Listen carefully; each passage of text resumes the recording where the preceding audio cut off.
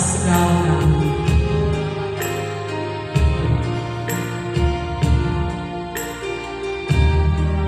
lebih dari segalanya. Apapun yang kami terima daripada-Mu Tuhan Yesus, membuktikan kasih setia Tuhan besar bagi setiap kami. Selamanya kami tetap menyembah Engkau.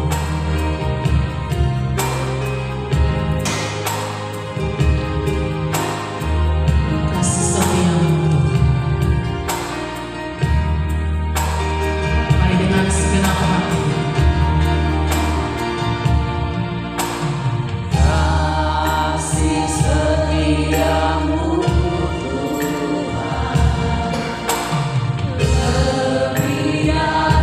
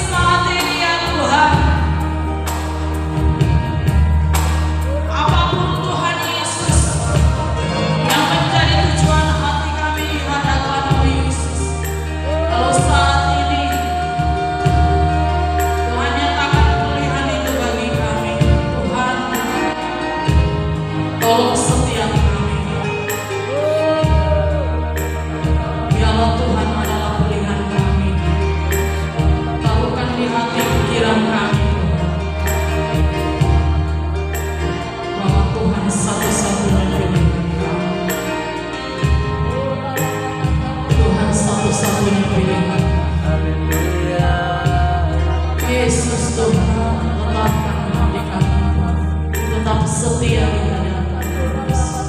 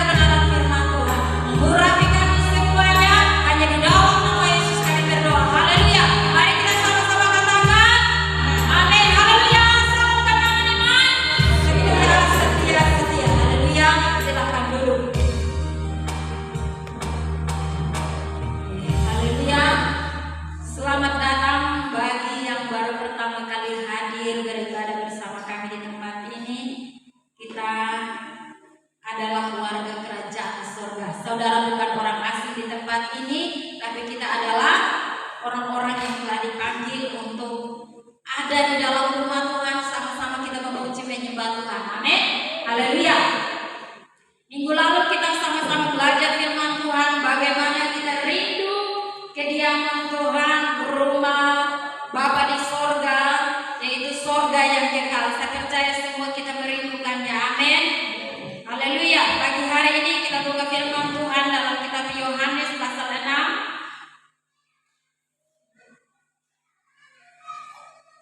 Kitab Yohanes pasal 6 ayat yang ke-25. Yohanes pasal 6 ayat yang ke-25 dan seterusnya, tetapi Yohanes 6 ayat 25 sampai ayat yang ke-59. Di satu perikop ini panjang, tetapi tidak semuanya akan saya bagikan untuk kita, tetapi nanti kalau pulang ada waktu kosong bisa baca dari ayat yang ke-25 hingga ayat yang ke-59. Saya berikan satu topik kecil, motivasi yang benar. Yohanes pasal 6 ayat yang ke-25 sampai dengan ayat yang ke-59.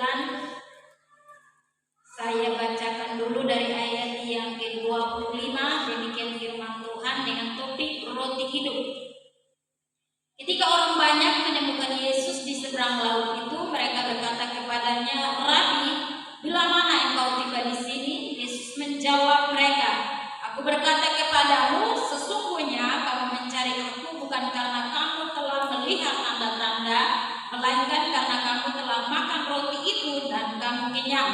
Ayat yang ke-27, "Bekerjalah bukan untuk makanan yang akan dapat binasa, melainkan untuk makanan yang bertahan sampai kepada hidup yang kekal, yang akan diberikan Anak Manusia kepadamu, sebab dialah yang disahkan oleh Bapa Allah dengan meterainya." Demikian firman Tuhan. Nanti baru kita lanjut ayat yang berikutnya. Jadi firman Tuhan katakan di sini bahwa ketika Yesus dicari oleh banyak orang, banyak sekali yang mencari Tuhan Yesus, dan ketika mereka menemukan Tuhan Yesus, mereka bertanya, "Kapan Tuhan Yesus tiba di tempat ini?" Dan Tuhan Yesus langsung tegur mereka bahwa, "Saya tahu bahwa kamu mencari aku bukan karena tanda-tanda mujizat yang telah kamu lihat, yang telah kamu alami, tetapi karena roti yang telah kamu makan dan kamu kenyang." Jadi ada motivasi orang-orang yang mencari Tuhan. Jadi di sini firman Tuhan katakan bahwa Tuhan Yesus menjawab orang-orang yang mencari Tuhan. Tuhan Yesus katakan kepada mereka bahwa, "Aku berkata kepadamu, sesungguhnya kamu mencari aku bukan karena kamu telah melihat tanda-tanda, melainkan karena kamu telah makan roti itu dan kamu kenyang." Jadi motivasi hanya untuk roti, motivasi hanya untuk sesuatu yang tidak bertahan sampai kekekalan. Ayat yang ke-27, Tuhan Yesus tegaskan kepada orang-orang yang mencari Tuhan Yesus, yaitu, "Bekerjalah bukan untuk makanan yang akan dapat binasa, melainkan untuk makanan yang bertahan sampai kepada hidup yang kekal, yang akan diberikan Anak Manusia kepadamu, sebab dialah Tuhan Yesuslah yang disahkan oleh Bapa Allah dengan meterainya." Jadi firman Tuhan Yesus tegaskan kepada murid-muridnya bahwa dalam hal mengikut Tuhan merupakan satu pekerjaan. Amin. Bekerja. Kita bekerja. Bekerja berarti ada usaha, ada apa lagi? Ada tindakan, ada kelelahannya. Nah, firman Tuhan katakan di sini bahwa bekerjalah bukan untuk makanan yang akan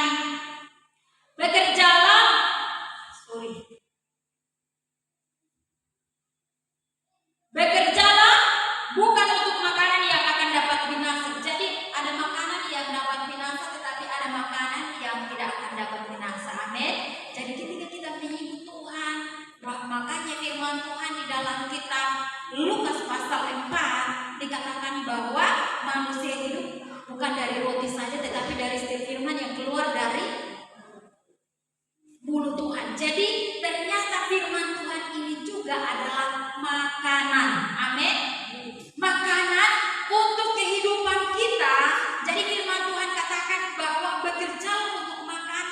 yang bukan hanya untuk sementara.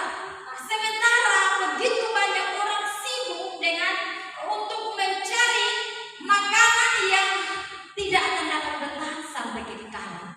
Dia hanya bersifat sementara, walaupun di dalam Alkitab ada satu perumpamaan seorang kaya yang begitu luar biasa. Dia tumpuk-tumpuk dia punya harta sampai sudah tidak ada lagi tempat untuk menampung semua hartanya, makanannya, gandum dan lain sebagainya. Dan dia berkata bahwa saya akan bangun gudang yang lebih besar lagi supaya saya dapat menampung semua makanan-makanan sehingga nanti saya berhenti capek, tidak usah kerja, tinggal menikmati saja. Tetapi firman Tuhan katakan bahwa Tuhan Yesus katakan kepada orang itu bahwa malam hari ini juga aku akan mengambil nyawamu, dan kira-kira semua yang tumpuk itu mau buat apa? Makanya firman Tuhan katakan bahwa ketika kita mencari Tuhan, ketika kita tinggalkan pekerjaan kita meninggalkan kesibukan kita, waktu yang ada untuk kita berdoa, bersekutu dengan Tuhan, membaca firman-Nya, itu adalah makanan bagi jiwa kita. Amin. Itu kita sedang menyediakan makanan untuk jiwa kita, stok makanan untuk jiwa kita, sehingga suatu saat ketika Bapak Ibu Saudara dan saya dipanggil pulang oleh Tuhan, telah tersedia makanan untuk kita. Amin.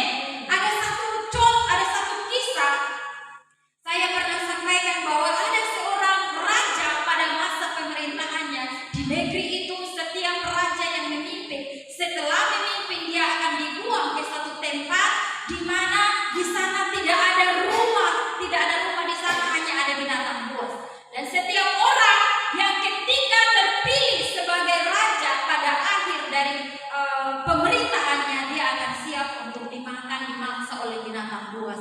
Dan sampai pada satu raja dia berhikmat, aduh, kira-kira apa yang harus saya buat sehingga suatu saat ketika saya berhenti jadi raja pada masa pemerintahan saya dibuang ke sana, saya tidak dimakan oleh binatang buas yang ada di itu hutan. Jadi dia mulai berpikir, dia pakai hikmat. Akhirnya dia temukan, begini caranya. Sekarang kan saya jadi raja, saya berhak untuk perintah semua orang karena kekuasaan ada di tangan saya. Jadi dia mulai perintah semua prajurit, orang-orang yang arsitektur, dia perintahkan untuk menggambar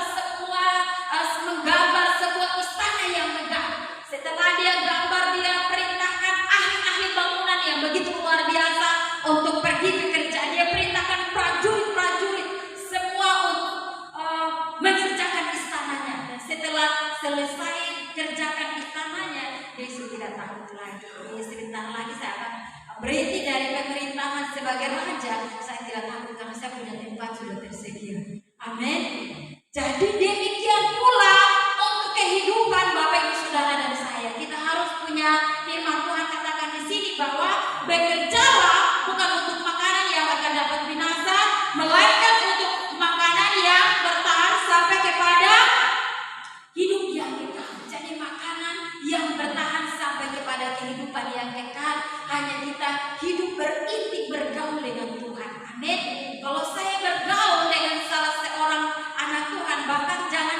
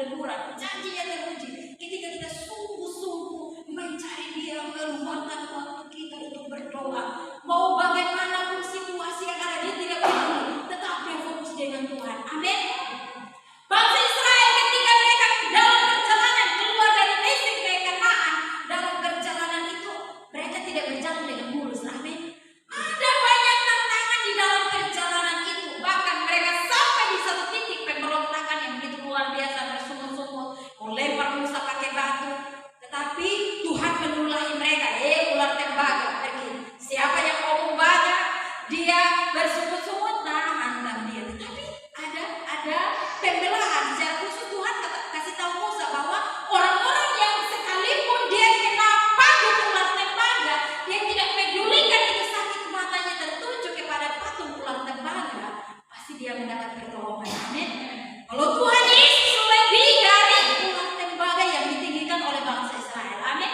Ketika kita sungguh-sungguh berdoa, makanya firman Tuhan Yesus katakan kepada orang-orang yang mencari Dia, bekerjalah bukan untuk makanan yang akan dapat binasa, melainkan untuk makanan yang bertahan sampai kepada hidup yang kekal. Kita bekerja, amin. Bekerja dengan cara apa? Kita mulai berdoa. Bekerja dengan cara apa? Kita mulai memberitakan kabar baik. Karena kita rindu orang lain juga mengalami Tuhan Yesus, amin. Kita adalah teman sekerjanya Tuhan, partnernya Tuhan untuk melakukan tugas pemberitaan kabar baik di muka bumi ini, amin.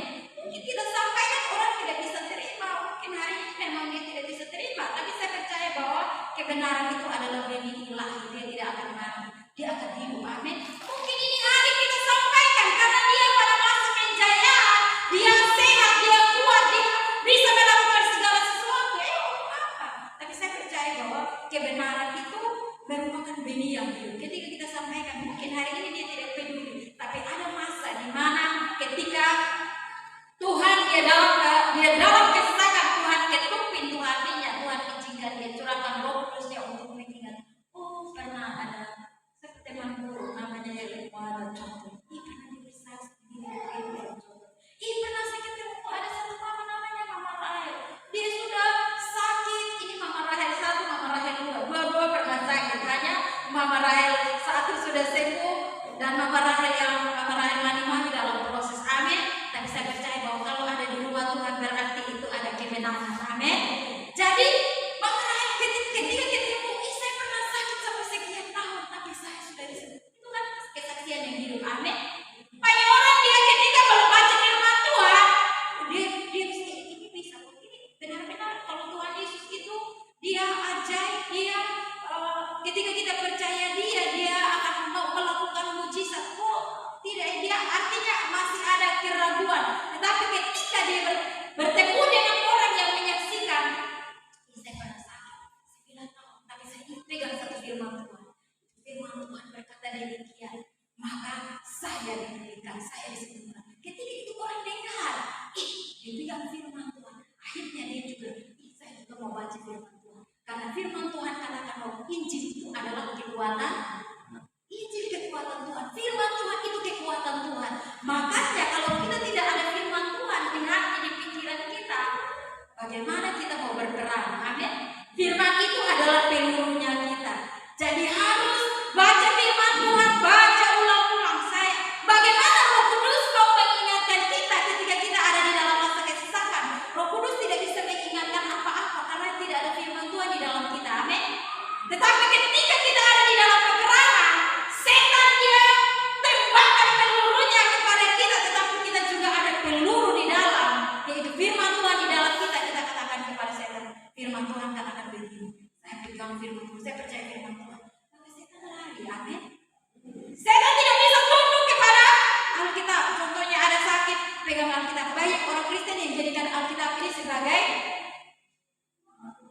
mantra. Mantra Alkitab.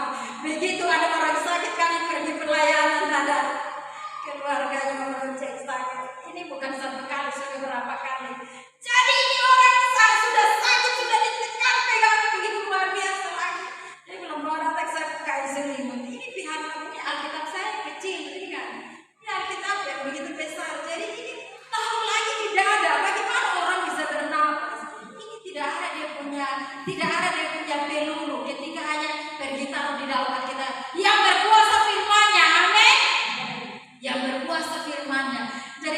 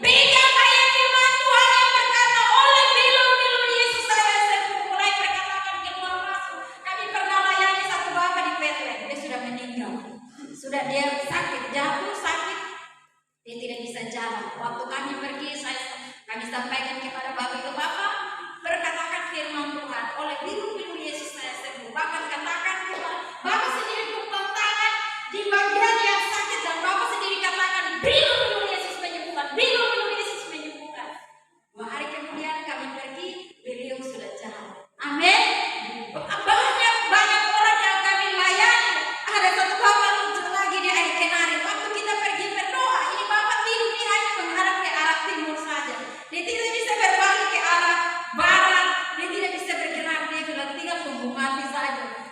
Pergi kami sampaikan firman Tuhan kepada dia, sampaikan firman Tuhan kepada dia. Berapa hari kemudian kami pergi, di sekolah balik pergi. Hanya sekarang kami pergi di Sulari sembunyi. Sulari sembunyi tidak menjadi masalah. Amin. Kita ditolak tidak menjadi masalah, hanya biarlah dia juga mendapat bagian. Dia juga punya kerinduan untuk mencari makanan yang tidak binasa. Amin. Jadi firman Tuhan katakan di sini bahwa kita mencari Tuhan dengan motivasi yang benar, bahwa bukan hanya untuk hidup yang sementara. Memang hidup yang sementara, firman Tuhan katakan bahwa berkat itu, kebajikan, kemurahan selalu mengikutiku. Itu akan mengikuti, tapi bukan itu fokus kita. Amin. Bagaimana kita mencari makanan yang akan menuntun Bapak Ibu Saudara dan saya sampai ke kekekalan. Amin. Dua-duanya kita butuh. Kita mau hidup kita diberkati berkelimpahan seperti doa daripada Yabes. Dia dimuliakan karena dia punya doa. Tuhan kiranya begini. Tetapi harus dua-duanya. Amin. Ada keseimbangan. Kita juga punya fokus. Kita juga punya kerinduan untuk sampai kepada kekekalan. Kalau kita hanya punya fokus untuk mencari Tuhan karena hal-hal makan, minum, pakaian, contohnya, kalau semuanya itu kita dapatkan, kita tinggalkan Tuhan. Oh Tuhan, kita tinggalkan Dia. Tetapi kalau kita punya fokus, walaupun saya diberkati, firman Tuhan katakan bahwa di dalam Alkitab Ishak itu dia menjadi kaya, semakin kaya dan begitu luar biasa kayanya. Tetapi tetap dia Tuhan Yesus terutama, Tuhan terutama. Amin. Jadi segala sesuatu yang diberikan kepercayaan bagi kita untuk kita nikmati di dunia ini, semua itu hanya sementara. Tetapi yang kekekalannya itu bagaimana kita mulai mencari makanan tiap hari, bangun pagi, schedule kita, mulai baca firman Tuhan, schedule. Kemarin saya baca schedule, kemarin saya dapatkan begitu luar biasa di Keluaran 19 ayat 5 dan 6 bahwa ketika engkau sungguh-sungguh kepada Tuhan, maka Tuhan akan mengangkat engkau di antara bangsa-bangsa. Amin. Jadi ketika kita mulai pagi bangun, memang segala yang merupakan kebutuhan kita di dunia ini semuanya perlu. Kalau kita miskin pun kita tidak mencari berkat. Tetapi yang terutama ialah kita juga mempersiapkan untuk kehidupan yang kekal. Mungkin mata subuh tidak bisa baca lagi, tetapi di hati ada firman Tuhan. Di mulut ada puji-pujian, mulai memuji, menyenangkan Tuhan. Pujian kita mulai suka untuk memuji, menyembah Tuhan. Mana mungkin Tuhan tahan dia punya kebaikan bagi kita. Amin. Mana mungkin Tuhan mau menahan kebaikannya untuk kita. Ayat yang berikut firman Tuhan katakan bahwa ayat yang ke-28. Lalu kata mereka kepadanya, apakah yang harus kami perbuat supaya kami mengerjakan pekerjaan yang dikehendaki Allah? Ayat yang ke-29. Jawab Yesus kepada mereka, inilah pekerjaan yang dikehendaki Allah, yaitu hendaklah kamu percaya kepada Dia yang telah diutus Allah. Pekerjaannya yang diberikan kepada Bapak Ibu Saudara dan saya yaitu percaya bahwa apa yang saya doakan alamatnya sudah tepat. Amin. Alamat sudah tepat, jadi jangan pernah meragukan. Jangan pernah meragukan bahwa Tuhan Yesus yang kita sembah itu kita punya alamat sudah tepat.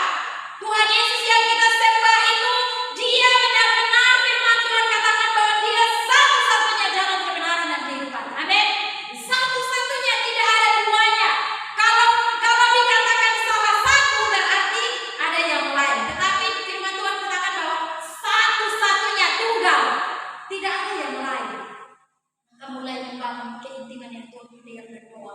Berdoa tiap hari baca firman Tuhan. Yang kesukaannya ialah membaca Taurat Tuhan. Yang kesukaannya ialah memperkatakan firman Tuhan.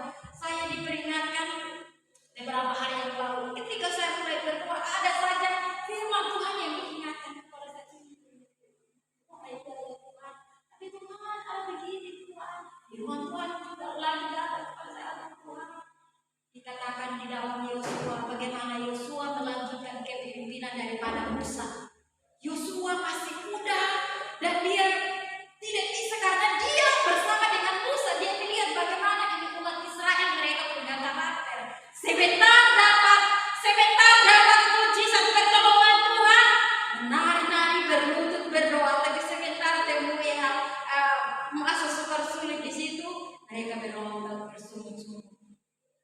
Dan Yosua merasa, saya tidak bisa, tetapi dia mulai berdoa. Dan waktu dia berdoa, Tuhan sampaikan kepada Yosua, Yosua kuatkanlah hati. Yosua, supaya engkau menang, supaya engkau bisa bertindak hati-hati, renungkan firman Tuhan, berkatakan firman Tuhan. Amin. Jadi rahasia untuk Bapak Ibu Saudara dan saya, sama-sama kita meraih impian kita di dunia ini, untuk kita meraih surga yang kekal yang disediakan bagi kita, hanya dengan kita berdoa, membangun keinginan. Adakah itu sesuatu yang sukar?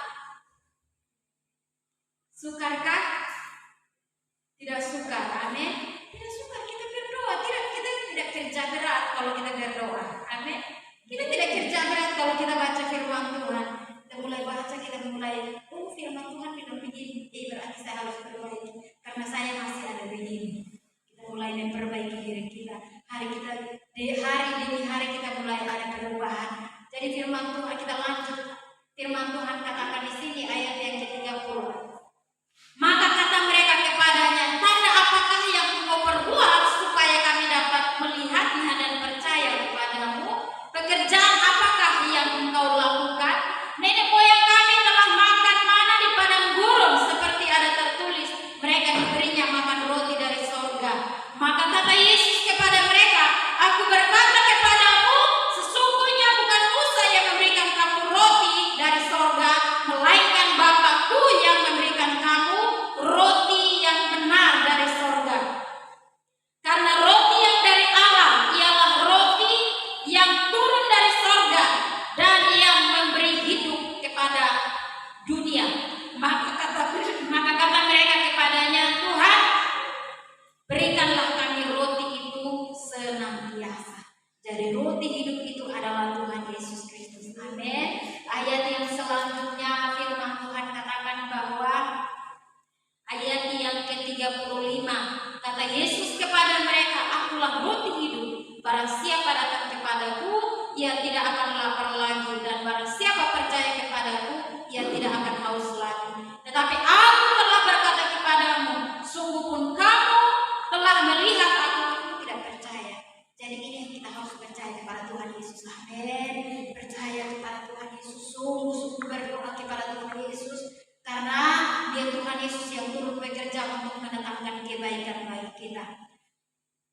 Lanjutkan firman Tuhan katakan ayat yang ke-37, semua yang diberikan Bapa kepadaku akan datang kepadaku, dan barang siapa datang kepadaku, ia tidak akan kubuang. Amin. Tuhan Yesus tidak buang kita.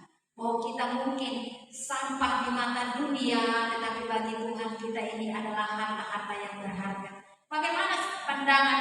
Mungkin pandangan orang yang suka bersih, dia melihat sampah, bagi dia terusik. Dia terusik ketika dia melihat sampah-sampah yang ada. Bagi seorang pemulung, sampah-sampah itu menguntungkan bagi dia. Amin. Bagi kita itu buat kotor saja, kita harus membersihkan.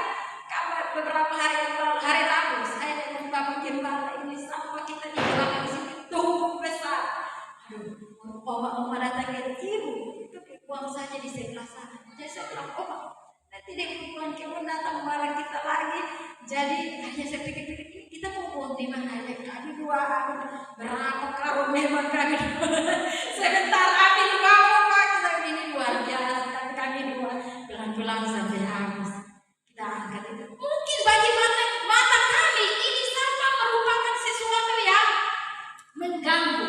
Tapi coba kalau pemulung yang datang di sini, coba kalau ada seorang ahli tukang kebun yang datang, dia lihat ini sampah yang berserakan, bagi dia itu pupuk untuk tanaman-tanaman, sampah-sampah yang dia bisa didaur ulang. Bagi dia itu pupuk, tapi bagi kita yang sudah tapi angkat buang di sana. Bagi Tuhan, walaupun kita ini sampah bagi orang-orang yang ada di dunia ini, tetapi bagi Tuhan kita adalah harta yang berharga. Kita bisa diproses untuk menjadi pribadi yang baik. Amin. Jadi Bapak Ibu Saudara dan saya, kita bisa diproses untuk menjadi seseorang yang baik, yang bisa dipakai untuk kemuliaan Tuhan. Ketika kita ada di dalam Tuhan, ketika kita ada di dalam memberontak. Firman Tuhan, kenapa Tuhan pilih tanah liat? Kenapa Tuhan suruh Yeremia untuk pergi duduk di tempat tukang penjualan sana? Karena yang bisa dibentuk hanya tanah liat. Amin. Tanah liat bisa dibentuk, sebentar dia rusak bisa dihancurkan, bisa dibentuk kembali. Kalau kita hati kita seperti tanah liat, mau diubah ketika ditegur, oh iya saya salah, oh iya saya salah. Jangan begitu ditegur, lu diam. Nah itu tidak bisa, amin. Kita saja kalau Tuhan mau tegur kita, Tuhan diam. Ini urusan Tuhan. Tuhan datang menghadap Tuhan ketika Ayub diizinkan untuk ada di dalam masa kekelaman. Tuhan bilang bersiap sudah, saya mau datang dengan kau supaya kita dua bertanding sudah. Lu terlalu banyak ini jadi saya mau turun. Tetapi pada akhirnya Ayub juga merendahkan diri. Ya Tuhan, saya mengasihi Engkau. Maka Ayub dipulihkan Tuhan. Amin. Mau hidup dipulihkan Tuhan, jangan berkeras hati. Jangan keraskan hati ketika ada teguran. Tuhan bisa pakai teguran lewat apa saja. Lewat firman-Nya, lewat orang-orang yang ada di sekeliling. Bahkan jangankan manusia yang bisa tegur kita, tetapi di dalam firman Tuhan binatang pun dipakai oleh Tuhan untuk tegur. Siapa yang ditegur pakai binatang? Binatang tidak pernah bicara, tapi waktu Biliam dia paksa, Tuhan bilang jangan, tetapi dia paksa. Tuhan bilang jangan. Tunggu saya berdoa dulu, tapi Tuhan nanti Tuhan bermurah hati kok Tuhan mau. Jadi Biliam kita doa. Utusan yang pertama datang terus berhasil tolak mereka. Pulang Tuhan bilang tidak, karena bangsa Israel itu mereka sudah diberkati, jadi mau kutuk dengan cara apapun tidak akan bisa. Tidak akan bisa kutuk mereka. Tetapi waktu utusan yang datang kepada Biliam pulang sampaikan kepada Tuhan mereka kayaknya ini harus utus orang-orang terhormat dulu. Orang-orang terhormat yang pergi menghadap Biliam. Waktu orang-orang terhormat yang datang menghadap Biliam jadi satu Tuhan bisa terbalik. Jadi ya kamu ini malam tidur dulu ya, nanti saya berdoa. Waktu dia berdoa, oh Tuhan, ini Tuhan juga melihat Biliam. Ini Biliam terlalu pasif, sudah. Tetapi di perjalanan Tuhan pakai malaikatnya untuk menghadapi Biliam. Hanya yang lihat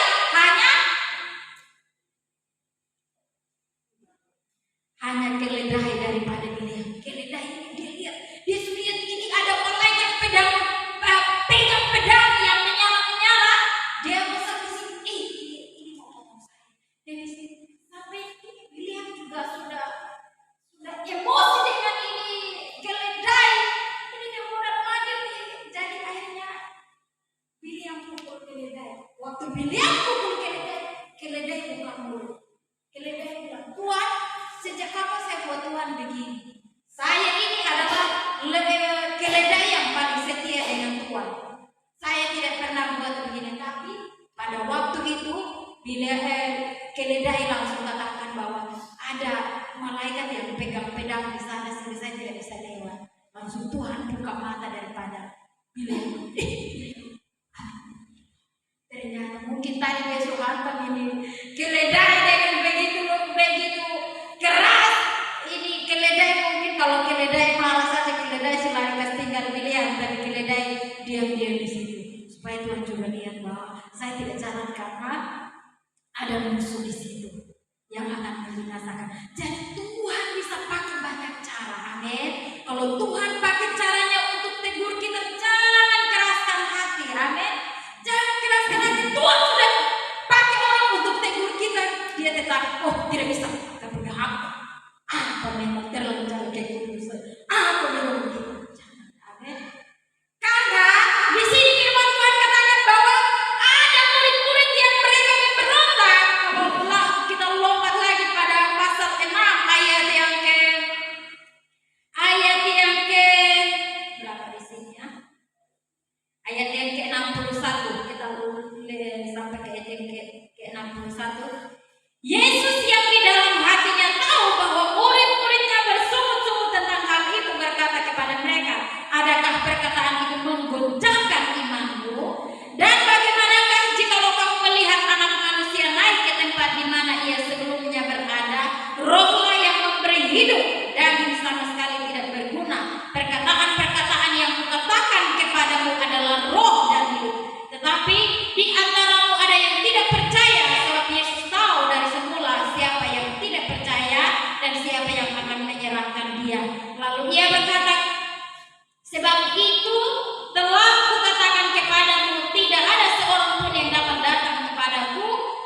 Bapa tidak mengaruniakannya kepadanya. Mulai dari waktu itu banyak murid-muridnya mengundurkan diri dan tidak lagi mengikuti dia. Jangan sampai kita mengundurkan diri karena ada teguran-teguran yang Tuhan pakai dalam banyak cara. Amin. Tuhan pakai dalam banyak cara. Sebenarnya Tuhan pun turut bekerja dalam segala perkara. Amin. Kalau Tuhan mau proses Bapak Ibu Saudara dan saya supaya kita ini menjadi emas permata di tangan Tuhan, emas yang murni, maka Tuhan akan berbagai proses akan terjadi dalam kehidupan kita. Kalau kita lulus pada tahap ini, naik tingkat lagi, ada dia punya ujian di situ. Amin. Ada dia punya ujian. Sehingga suatu waktu ketika Tuhan panggil kita untuk kembali ke rumah Bapa di sorga, firman Tuhan katakan bahwa kita kembali ke ayat yang ke-44. Tidak ada seorang pun yang dapat datang kepada Aku jikalau ia tidak ditarik oleh Bapa yang mengutus Aku, dan ia akan kubangkitkan pada akhir zaman. Ada tertulis dalam kitab nabi-nabi, dan mereka semua akan diajar oleh Allah, dan setiap orang yang telah mendengar dan menerima pengajaran dari Bapa datang kepada Aku. Amin. Mau diajar, amin. Kita mau diajar oleh firman Tuhan. Semua kita belum sempurna, kita mau diajar oleh firman Tuhan, mau diajar oleh Roh Kudus, dengan kita sendiri kita berdoa. Jangan sampai firman Tuhan bilang memang tidak bisa. Saya memang sudah begini. Kita harus tunduk pada firman Tuhan. Amin. Ada lagu sekolah minggu. Firman Tuhan itu bersama Allah yang mengantar jiwaku ke surga. Oleh percaya saya diterbangkan oleh kuasa Roh Kudusnya. Jadi kalau kita percaya firman Tuhan, hati ini mau untuk dibentuk oleh Tuhan. Amin. Hati kita lentur mau dibentuk oleh Tuhan. Kalau tidak bisa, tidak bisa. Kalau tidak bisa, memang kita tidak dapat diubah. Tetapi sepanjang kita mau Tuhan sakit, tapi saya tunduk pada firman Tuhan. Maka firman Tuhan yang akan berkuasa, dia akan membawa ibu saudara dan saya dari satu titik kemuliaan kepada kemuliaan yang lain. Amin. Mau dipimpin oleh Tuhan untuk masuk dari satu kemuliaan, dari kemuliaan sampai kemuliaan. Mau dibawa Tuhan dari satu kemuliaan kepada kemuliaan yang lain. Biarkan dia Tuhan berkarya. Amin. Dia bisa pakai siapa saja untuk menegur kita. Amin. Saya beberapa hari yang lalu, saya ada teman hamba Tuhan yang di Gorontalo. Dia punya radio rohani. Saya waktu lihat, saya tiba-tiba saya punya kerinduan. Cuma kita juga punya radio rohani, dan itu hanya full untuk acara-acara rohani. Tidak bisa campur sebentar lagu dunia, sebentar lagi putus cinta, sebentar masuk lagi. Oh, ini jembatan. Saya tidak mau menghina, tetapi Tuhan Yesus datang. Memang dia datang untuk mencari yang hilang, tetapi Tuhan Yesus tidak datang kepada orang mabuk. Langsung Tuhan Yesus juga mabuk sedikit supaya itu orang-orang mabuk mengikut dia juga. Tuhan Yesus ada di tempat pelacuran, Tuhan Yesus tidak masuk di situ. Amin. Tetapi Tuhan Yesus datang memang benar-benar dalam kekudusan untuk bisa menarik orang-orang yang mau ditarik. Amin. Tuhan Yesus bilang, dia menarik, ayat yang ke-44. Tidak ada seorang pun yang dapat datang kepadaku jikalau ia tidak ditarik oleh Bapa yang mengutus Aku. Pak, kita semua ditarik. Amin. Bagaimana kata tarik? Tarik itu sepertinya dipaksa. Kita seperti Lot dipanggil untuk keluar dari Sodom Gomora. Lot dengan istrinya,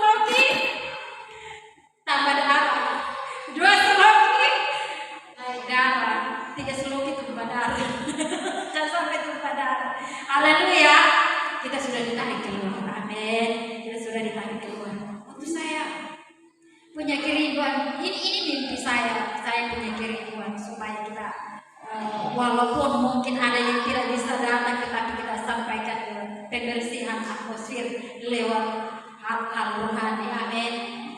Saya punya kerinduan dan kita berdoa. Pasti suatu waktu saya tanya, bagaimana kalau ada radio, kira-kira dia punya biaya seperti apa? Pokoknya berdoa saja. Tuhan saja bilang emas dan perak itu punya Tuhan. Amin. Emas dan perak itu punya Tuhan. Kalau kita punya kerinduan untuk hal-hal yang baik, untuk orang-orang dapat mengenal Tuhan, saya percaya bahwa semua ada jalan. Dia bukan jalan tiada jalan sepanjang Bapak Ibu Saudara. Motivasi yang benar untuk mengikut Tuhan. Tuhan, kalau saya sembuh, saya akan menjadi saksimu Tuhan. Pasti Tuhan akan jawab. Kalau saya sembuh, seperti ada lampu firman Tuhan bilang tidak mungkin lampu pelita itu ditaruh di bawah kantong, tetapi dia harus taruh tempat yang tinggi supaya orang bisa dapat melihat. Jadi kalau kita dipulihkan Tuhan, kita dijamah Tuhan, kita mengalami pembaharuan hidup, jangan tutup ini mulut simpan untuk kita sendiri. Harus bisa sampaikan kepada orang lain. Amin. Sampaikan kepada orang lain. Ibu Tuhan itu begini, saya sudah sembuh, saya begini tapi saya sembuh. Orang lain begitu. Aduh, saya putus asa nih. Saya pikir saya suruh rumah sakit semua di kamar bayi, saya keliling, jadi mungkin saya pikir tidak ada lagi jalan keluar. Ada jalan keluar. Saya berdoa sungguh-sungguh kepada Tuhan Yesus. Saya sembuh. Ketika dia mendengar firman Tuhan bilang, biarlah mulutmu merupakan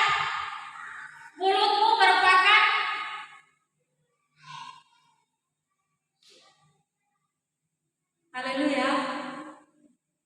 Lidah kita mengeluarkan perkataan-perkataan yang akan membawa orang lain. Amin.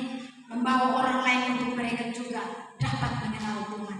Bukan hanya khusus untuk orang-orang Kristen saja. Beberapa hari yang lalu ada seorang anak Tuhan, dia datang. Kita mau berdoa tapi dia Muslim. Saya bilang, mau Muslim apa tidak menjadi masalah, karena Tuhan Yesus, firman Tuhan bilang dia bukan datang untuk orang Kristen, tapi dia datang untuk dunia. Dunia ini mau Islam, mau Katolik, mau agama apapun, dunia untuk Tuhan Yesus. Amin. Karena dia satu-satunya jalan kebenaran dan kehidupan. Jadi biarlah Bapak Ibu Saudara, sama-sama kita mau untuk di dalam perbendaharaan kita ada hal-hal yang baik yang keluar. Hal-hal yang baik kita keluarkan dari perbendaharaan kita. Kalau keluar yang tidak baik berarti di dalamnya perbendaharaannya yang tidak beres. Tapi keluar yang baik berarti di dalam. Bagaimana kita tahu hati seseorang? Kita tahu hatinya ketika perbedaan yang keluar, perbendaharaan yang keluar. Amin. Bagaimana kita tahu bahwa kita ada berapa di situ? Dengan cara mungkin sering ambil, tidak cek dia punya saldo, kan tidak cek, ambil lagi, bisa cek dia punya saldo. Karena tinggal 75.000. Bagaimana mau bisa tarik? Kalau dia 75.000, nasa tidak bisa tarik lagi uang di situ. Jadi kita mau tarik surga, kerajaan datanglah.